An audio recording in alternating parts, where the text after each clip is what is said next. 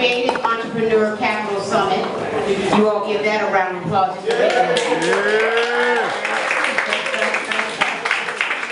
So I'm Karen Baker, and I'm the president of Social Art and Culture. And Michelle Malosky is here with me, who is the managing director of Think Local First DC. We want to take the time to welcome you all to this event. I'm going to give you just a little quick about how it came to pass. Social Art and Culture, about 2 years ago, we were trying to figure out what was the gap that was going on in fundraising and sponsorship here, and looking particularly at DC, and then we started moving towards Maryland and Virginia, and what was happening with the creative economy. And it really has taken us 2 years of building to try to get to today.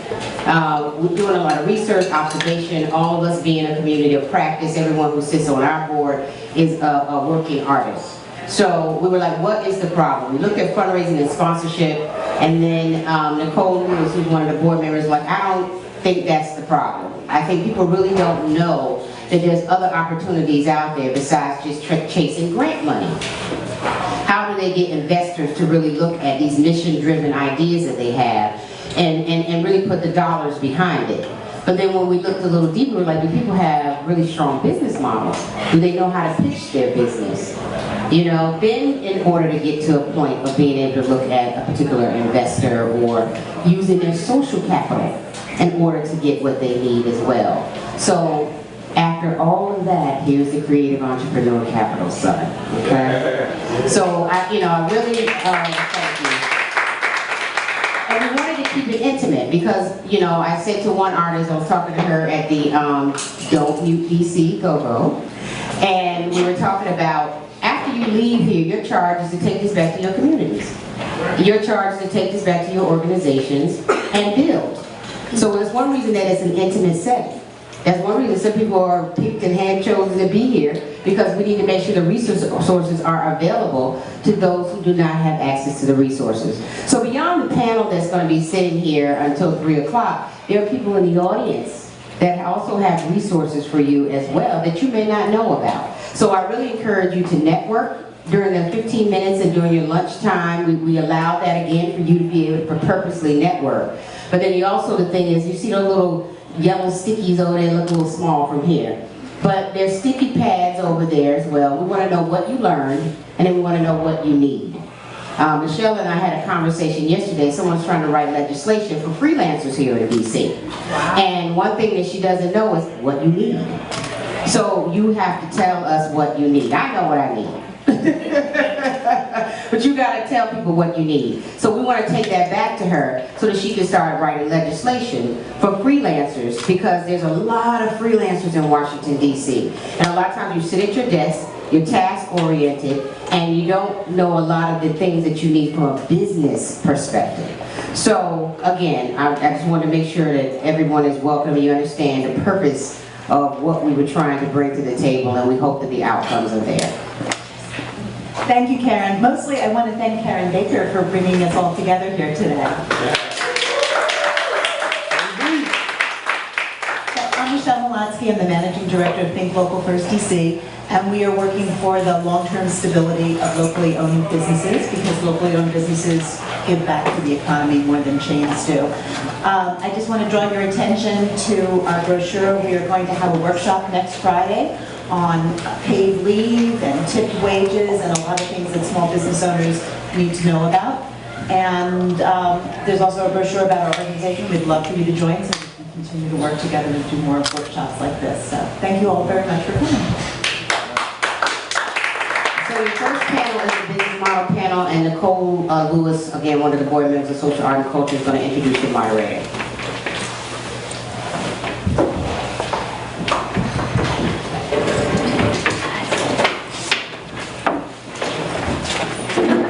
Good morning, everyone. Good morning. Thank you all for being here. I'm really excited.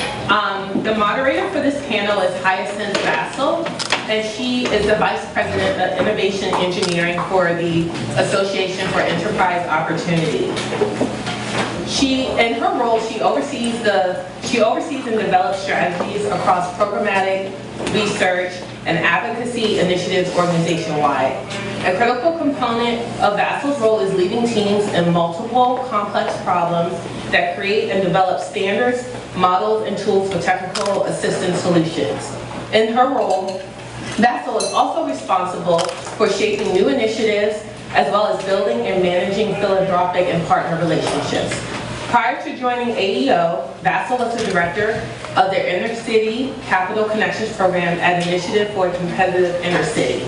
She was responsible for the development of the program's scope, strategy, and content. During her tenure, Vassell created and oversaw the CEO series, which provides online cutting-edge content for CEOs across the United States. She also successfully developed and scaled the Inner City Capital Connections program to 10 cities and connected a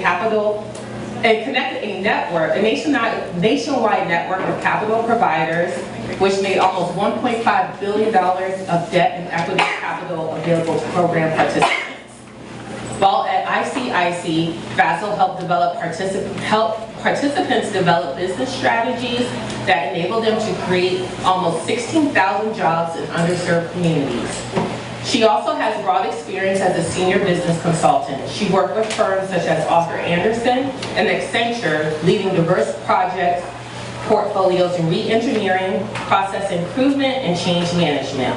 She has also worked in the telecom, industrial, and consumer products, information technology, healthcare, entertainment, hospitality, and the baking industry. Her former clients include AT&T, Fidelity, Fleet Bank, Caterpillar, Starwood Hotels, and MGM Grand. In addition to championing small businesses, Hyacinth is also an entrepreneur. She is the CEO and founder of French Studios and the Royal Solutions, and served as the past co-chair of Roxbury Prep, and as an advisor to the Girl Scouts Strategic Initiative.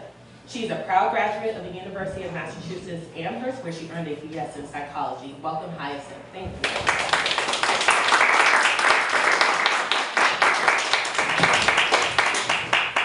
Good morning, everybody. Good morning. Okay.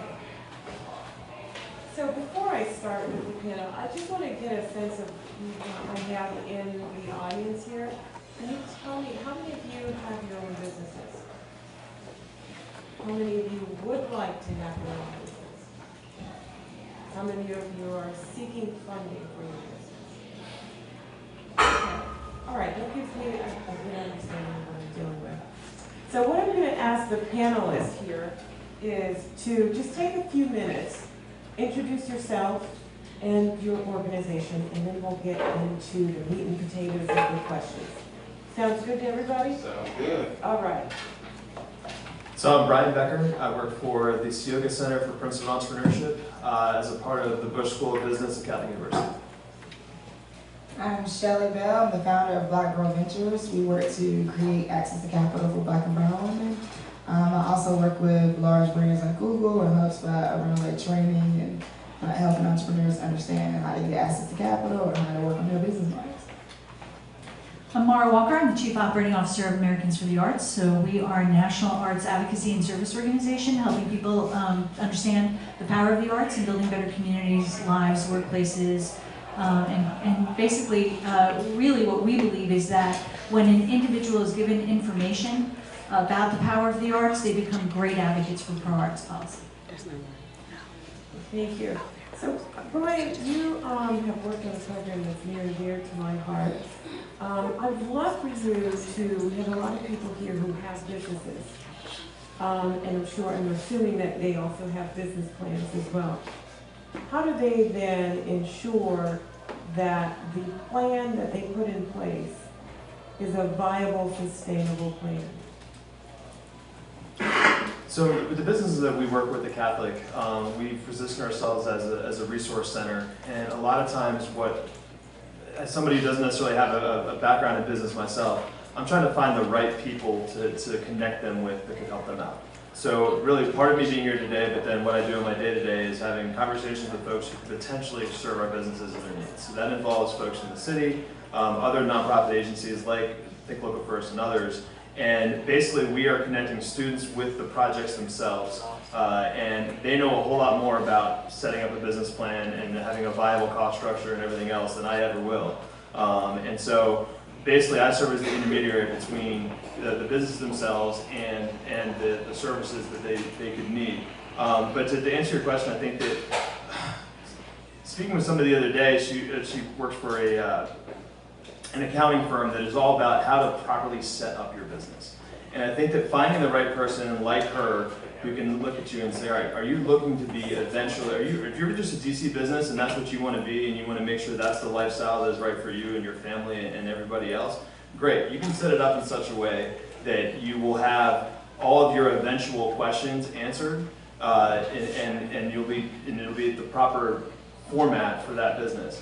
But if you're looking to go globally, if you're looking to go nationally, if you're looking to go regionally, if you have a product that you think or an idea that is going to be patented, you think it's going to blow, that's where I would connect you with somebody like the Inner City Capital Connections program, where you have this kind of higher level thinking and take your business plan and move it forward. It's very difficult to start out and say, I'm going to figure out all of my eventual problems before I get started.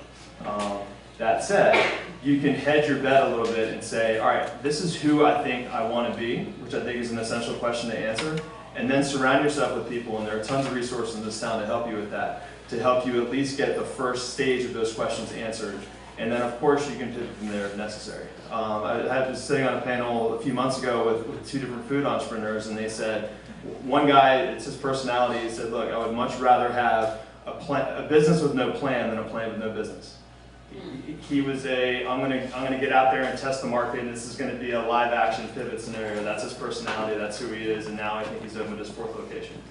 Sitting next to him was somebody who had much more business experience and a much more conservative approach. She said, look, I had to figure all this stuff out to get my mind right before I started testing the market, and then of course I'll have to change the plan from there, but she knew herself first before she decided to put a plan into place, and now she's been very successful in her own way, growing what is now a regional and hopefully national brand. Thank you. So Shelly, can you answer for me, how then can you make sure that the business model that they put in place is actually, there's a demand for? Research. I would say any business that you're going to think about launching, do your research.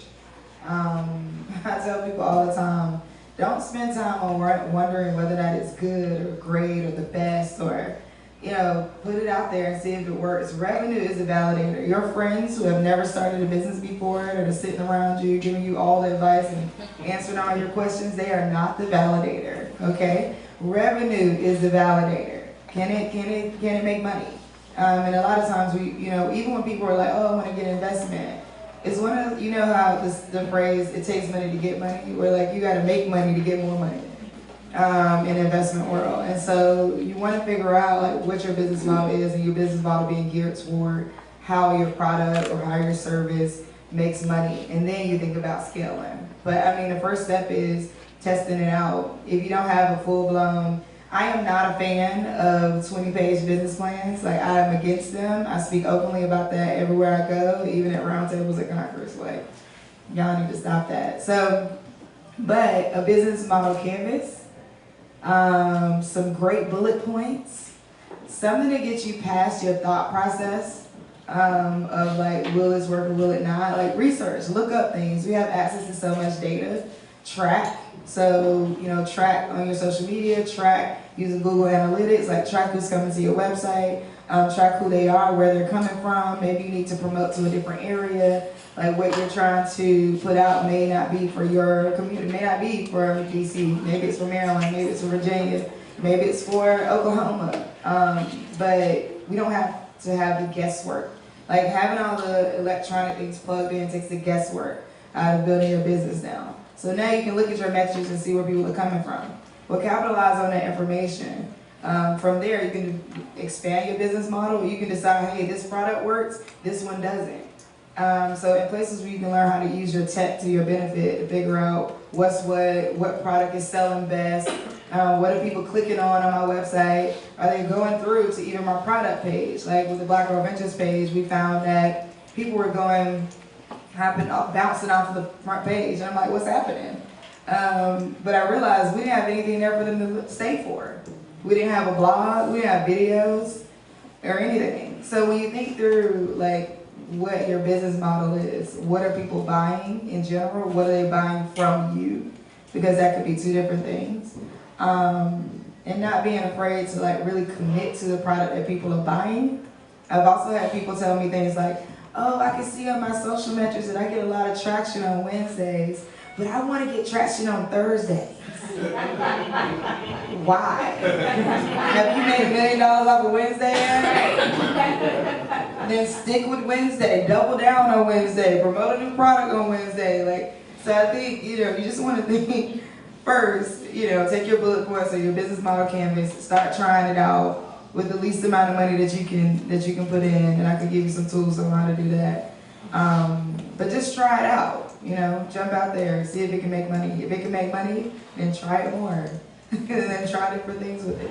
But revenue is a validator, not your friends and family and people who don't get you. Thank you. So Mara, can you tell me, is there a difference in starting or growing a business in the art industry versus the other industries? And what should one look for? What are the variables that they should be paying attention to when they're trying to build a business in the art industry? That's a terrific question. Thank you so much. So I think the Bureau of Economic Analysis just released some data. Now they only do this on a few different industries. The fact that they did this on arts and culture I think is pretty significant. And what we found is that arts and culture is one of the largest industries in the country, bigger than agriculture and bigger than construction and bigger than transportation. That means it employs more and it returns revenue more. So there are lots of opportunities out there for folks. And I'll just want to say one thing about DC before I get into how you have, I think it was how you have a successful business and how you maintain that. DC alone is, there are nationally about 4% of businesses are in the creative sector in each community. Each community has about 4% of its businesses are from the creative sector. DC area has over 5.2%. So we are an incredibly creative community. That means we're open to resources, we're open to opportunities, and we're open for people to engage in the work that we do. Typically employment in our industry is about 2%, and in DC it's about 2.4% in the creative industry. So again, we've got more people being employed here and more businesses that are here. So I think what are the challenges to keeping a business afloat today besides revenue? Because we all know that there are revenue challenges that are happening. I think it has to do with determining the right business model, the one that's right for you, depending on whether or not you want to be a for-profit business and making your own decisions and keeping your own revenue, whatever that may be. You want it to be directed by a board of directors. There's so many different B Corp models, all different kind of models that exist today. So I think you really have to start off with what kind of business do you want to be? What kind of social opportunity and change do you want to make? And then I think, and what kind of leadership do you want? Do you want to be the sole person making that decision? Do you want this board of directors? When you're a small startup, the board of directors can be your staff also, so that's great. As you grow, that becomes less and less, and then that becomes a totally different kind of challenge. I think the other thing that's happening with businesses today has to do with staffing and the shifts that are happening in staffing today. So it used to be that you had people who stayed in businesses for a long period of time. Now you've got a real shift, a lot of young people coming in, and they're not staying. They're staying about 2 or 3 years. You have to make sure that those businesses, A, reflect the people in the community so that they're a reason for people to want to work in your community, and you've got to give them opportunity for growth and challenge. Even when you do that though, there's just more turnover than there used to be. And that's a big problem. You also have a huge percentage of leadership, well we do anyway, for the local arts agencies in this country, like the DC Commission, the Arts Humanities Council of Montgomery County. A majority of those people are organizations are led by women, which is great, but they're still not being paid as much as the men who are in those positions. And you have a lot of people of color who are leaving at a certain point because they don't see the possibilities of being into those leadership jobs. So giving people reasons to stay, giving them opportunities to be in leadership positions in those organizations. And then, not every organization needs to have 65 people. Sometimes you have to figure out what your goals are for staffing. It'll grow over time, it'll change over time, but more isn't always better. And so I say that about everything. More is not always better. I work for a wonderful man whose answer to everything is yes. And so there's growth and stretch and stretch and stretch, and it can be very challenging to people who want to go deep and not necessarily broad. So I think those are the things. It's money, and we're going to talk about that. You're going to hear about that all day today. It does have to do with leadership structures. It does have to do with engaging staff and making them want to stay at your business, which means you have to get them into your mission. You have to give them opportunities, and you have to give them reasons to stay and grow. Thank you. So each of you have mentioned resources. Can you begin to highlight, I'm going to ask everyone to make sure you have your pen, your pencil, and your paper ready to write, because we're going to tap into the resources and the networks that they are aware of. So I'm going to ask each of the panelists to start highlighting some of the resources that you talked about for if I'm starting a business, or secondly, I am growing a business. And if there are specific nuances, such as this resource is very particular to the art industry, or particular to helping someone to tease out a particular issue that they're dealing, please highlight that as well. So let's start from Shelly.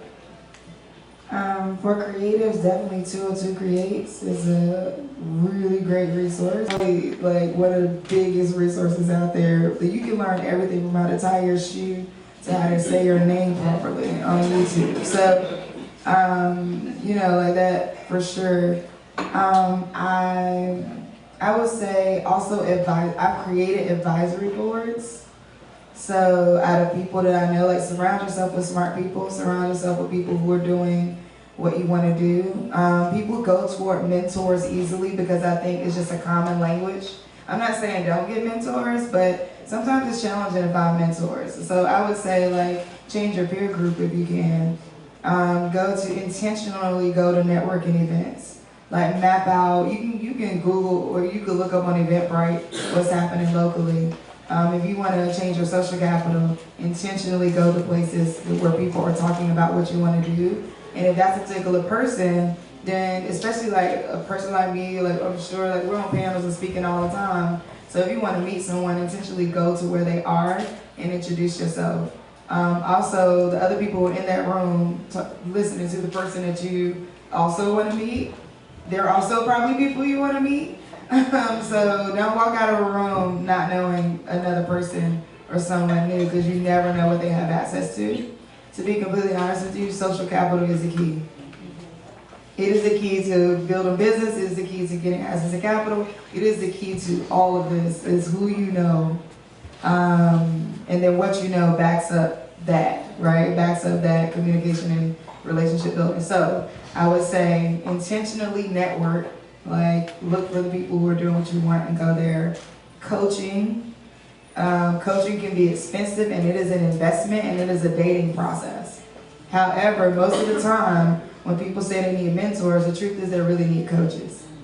And there's not one successful person that you can name that has not had a coach. Any millionaire, billionaire, CEO of any Fortune 500 company or anything they're working on, they've all had coaches. It's such an important practice, but it is a dating process. So you are going to be trying just like a mentor. And do you need a mentor, a coach, or a consultant? Like people don't know what they need at first, so you just go hunting for anybody, and then you spend a lot of time just meeting the wrong people. So think through those definitions of people, figure out who it is you need, and go for it. The small advisory board thing would get you to places that you never thought of. So people that you're like, hey, you know, would you be my advisor? Would you be on my advisor? I don't care what business you have. I don't care if you sell baskets. Have a basket weaving advisory board, okay? And you tap into them to get you to that next level of social capital. Thank you. So Mara, why don't you, sorry? Brilliant. She's brilliant. And so are you, Mara? Listen, I'm in these streets building business, right? So Mara, 2 years. Can you answer that question, Mara? Oh, sure. Well, I know you have. Give us more of the non-millennial resources. Yeah. Great. So I think it's important to note this, that I'm going to go with nonprofit organizations also. Some of you are for-profits, but if you look at a nonprofit organization, about 60% of that budget's usually about earned income. So you have to think about your earned income model. How are you bringing resources in? About 10% come from the government. That's local government, state government, and federal government. So you've got to know where those grants are. You've got to get in touch with each of those three governments, understand what's available to you through the National Endowment for the Arts, what's available to you through local arts agencies, your DC Commission, your local arts agency. All the counties have one, and the state arts agencies are here too. They all have resources for you. They all have grant opportunities for you. I'm going to come back to that in a moment because I will say one thing about all of these resources when we're done. Private sector, don't forget that you've got corporations, foundations, and individuals. And that makes up probably about 40% of your pot, 30 to 40% of your pot, right? So you've got your earned income at 60%, about 30% from individuals, the government makes up the rest. So that means you've got to be talking to individuals constantly, you've got to go where they are, they're not necessarily looking for you, you've got to reach out and understand what corporations are giving dollars, there's banks, there's so many other businesses, and of course foundations. We're limited here to the number of foundations, but there are foundations here that have resources for us, and again, government. Part of the challenge that Americans for the Arts is looking at is that these dollars are not distributed equitably. We see that in community across the country. 16% of the arts organizations in any community get about 75% of the resources. So we're spending a lot of time trying to help all of those pots of contributed dollars rethink the way that dollars are distributed in America. Those 60% include things like symphony, orchestra, ballet, right? Those mainstream organizations that everybody thinks. That is not the way money needs to be distributed in this country, and we are trying to get them to really rethink that through a number of different strategies. So, so when I think resources, I think about that. Now, the other good thing about grant making is that it used to be that you had to have a 501c3 in order to apply for it. But there are a lot of different ways in which you can get dollars. You don't necessarily have to have a 501c3. You could work with a group like Fractured Atlas, which does fiscal sponsorship, so that if you don't have a 501c3, you can still get resources and apply for grants and things and other kinds of things, and they can be that. They're not the only fiscal sponsor, but they are one of the major ones for individual artists, and I would highly recommend you look at that. Other resources, I would think, there's a great blog that you should consider called Nonprofit is, okay, right, so Nonprofit is fuck, what the hell. So there are a number of blogs like that that are about nonprofits really rethinking models and looking at very different kind of strategies, and I would highly encourage that you go online to a group, to a blog like that, which is quite brilliant, and is always trying to look outside the lines about how nonprofits function. There are a whole lot of for-profit arts organizations in a lot of different ways. We tend to focus on nonprofits. When you pull them all together now, we're talking about in multi-billion numbers in this industry. Our industry alone employs 4.6 million people. Now about 3.6 of those are directly arts-related employment figures. But then we help other people, whether it's people who are parking cars for people who are going to theater, or restaurants and others. We have 4.6 million number of people who are employed in this industry. So there are opportunities to get jobs, or opportunities here that we're really excited about. You just have to know where your resources are going to come from, and network like mad, because that's the primary way to get the resources into your business. One of my advisors works for Fractured Atlas. They're definitely a place for individual artists to go. Thank you. So Brian? Sure, I just want to pick up both on what Shelly and what Mara said about social capital. I tend to see gatekeepers to other people. So if you start thinking in those terms, look, nobody has all the time to go to all the meetings in this town. There's probably 6 meetings somewhat relevant to this discussion happening in this town at this very moment. The fact that last fall you had the U.S. Chamber of Commerce having their Small Business Week on the same time as the Atlantic Monthly Idea Exchange, at the same time as WeDC, the same day, in the same town. Don't stress yourself out. Figure out who you can have in your network that is going to help you navigate this world and figure out the information that you would like to find. And it's all about people. As Shelly said, the more people that you can get to understand what you were trying to do, and do it regularly. So the conversation you had with somebody 6 months ago, they might not remember you and exactly what you're up to. Say, hey, I'd love to grab coffee with you and just touch base, and then who knows, the next meeting they walk into could be somebody that could help you. And so thinking in those terms of who is in this space, I think I really like what Shelly said about diversifying your peer group. So I try to find meetings with people that I don't necessarily know exactly what they're up to, or that might not have exactly the same perspective as me. Because I think that collectively, we're all pushing towards some of the same things. The way that I position my work with small businesses, and I said to a couple folks this morning, I'll go to the meetings that nobody else has time to go to. You know, one of the benefits of my position at the university is I teach a class and I'm kind of out in the community the rest of my time, today included. You know, I'm sure that some of you folks that I'm going to meet this morning, and some people I already have, there's few ways that we can collaborate. And maybe if I can take something off your plate or help connect you to a person, it'll come back around eventually. And it's about the community feel that this city has and has always had. But I think that leveraging those connections and the people that you've met along the way, if I can give a shout out to one person in this room who's probably helped me more than anybody, it's Michelle Malatsky. We met a few years ago when I was just considering making a change from my last job, and she felt like I could at least advise on some of the things that Think Local First was up to. And what she does better than anybody is, after we have coffee, she'll say something like, you know, you should meet so-and-so, you should meet so-and-so, you should meet so-and-so, and she always follows up. And within 24 hours, I have an intro to the 3 or 4 people that we talked about. Well, guess what? When Michelle does that for me now, I make sure I follow right back up with that person, and I try to schedule a meeting as soon as possible. And then if I'm out in the community and there's somebody that might be able to help her, it kind of comes back around. And I think that viewing your network in those terms, and not necessarily saying, I gotta find the steroids. I'm a little off red right now, sorry. I actually did the program myself back in 17, and that's kind of how I got involved working with small businesses. For me, working for a nonprofit at the time, I took away from it some really interesting pricing strategies that I employed in the fundraising space. But what I found even more impressive was being in a room with... For those, like go for those, spend your time on those grants. Like sometimes we see the grant and we spend our time on the grant and there wasn't a grant that would have allowed the structure that we have. So maybe I would say start with like really going, like doing a search just on that, like who allows it. But still, Fracture Atlas is still a great resource to find even those funders. So I would say start there. They're huge, so start there. Okay. Next question. Thank you. My name is Kelly Cross. I'm president of the Old Trafford Community Association in Baltimore. So right in Center City, Baltimore. And we're doing a lot to try to help small businesses, especially businesses of color, get off the ground in Center City. And Brian, I really liked your comment about you'd rather have a plan, a business with no plan than a plan with no business.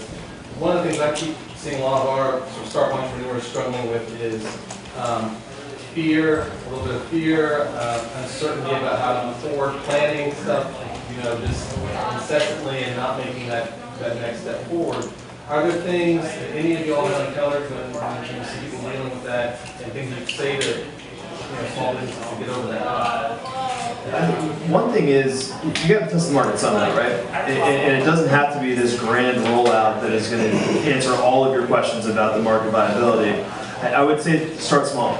I was talking with a couple of businesses recently that were talking about how it's a brick and mortar restaurant, but their biggest research component was farmers markets, not because of the setup or the fact that they could tell how many, which type of products sold and all the rest. They said because you put the time in, you actually have one-to-one interactions with your customers.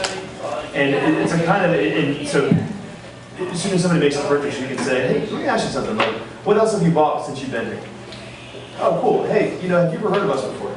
All right, well, you know, have a really nice day. Hope you enjoyed what you just bought. And something like that, where they said that the kind of anecdotal market research in that way, for somebody who seems to be like freaking out about getting started and figuring it out, you know, in the artistic space, I would say, you know, figure out somewhere where you can interact directly with your customers. So not just launching a website, but who can you get some honest feedback from about the business and why somebody even walked over to talk to you. Or if they're not walking over to talk to you, look around and say, all right, there's 5 other people here in the same general space that I am. What are they doing to get people to come over? You know, is it a little sign? Is it, you know, do they have a bigger social media presence? Do your kind of boots on the ground research. I found that for some businesses that seem stuck in that way, they just got to get out there and do something.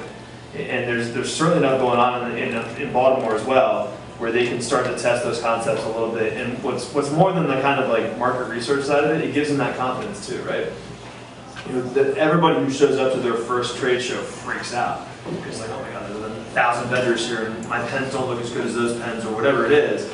But the more of those things you do, or any time you put yourself out there, the more comfortable you get. And these are relatively low risk, low cost endeavors, right? It might cost you your Saturday afternoon, or whatever the case might be. But I would just encourage them to get out there and do something. And I would also say in Baltimore specifically, I know that the city is very engaged in the small business space. And there's actually an ICCC cohort in Baltimore also, where Casa Permanente is the host. And I've been talking a bunch with them. So you might want to look them up, or I'd be happy to connect you directly if you like.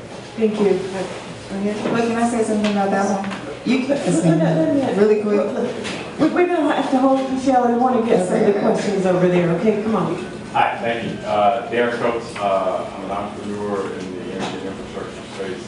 I'm also a Venezuela resident at George Washington University's Office of Innovation and Entrepreneurship. So plug for GW, when I heard business model canvas, you guys really do the program as well.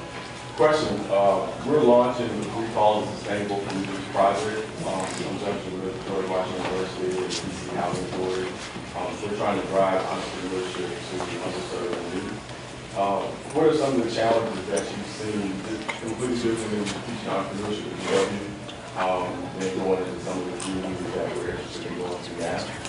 So what were some of the challenges that you guys have seen in terms of being able to deal with some of the things that they're dealing with on a daily basis, but still finding and training and finding? That's perfect, because that's the same question. I kind of figured that's Yep, so. I knew it was going to. That's the same question. Number one is empowerment, right? So I would say, but what do you do? One, hire empowering speakers. Yeah. And then the other thing, because the thing that happens is that people say we need to help people build business, but they don't think about just having empowering people come in, right? So I would say that's one thing. Storytelling is another, have people that mirror the community that you're working with, tell their stories. Of course, there's anecdotes and things like that, visuals that you create, access to capital. So things that underrepresented founders face. Access to capital, access to social network, influential networks, and ability to hire, which in my opinion is all rooted in social capital. So I would say through your program, there's ways to help them level up their network so that they can see, one, people who look like them, stories told that are empowering, but also just how could you bring lead engineer from Google to your cohort to have conversation? How could you bring executives? Sometimes we go for the names. We look online, we see who's the influencer, and we go for the big names. But sometimes it's just people in high places that people don't know about that are really good at empowering people. As many tools that are step oriented are empowering as well, because accomplishments empower you. So when you feel like you can you have achieved one thing, it empowers you. So if you break your program into steps, I don't know how it's all laid out, but if you break it into steps in a way, I would say also gamify everything possible.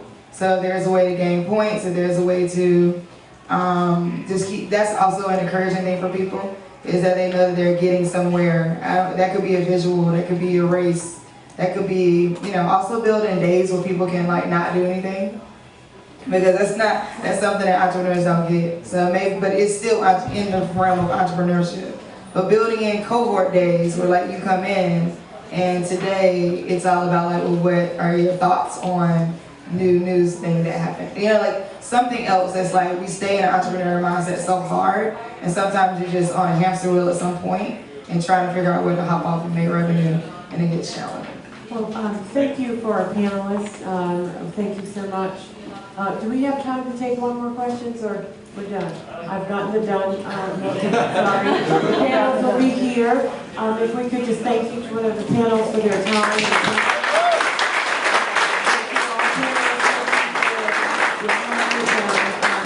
All of the resources. Thank you all.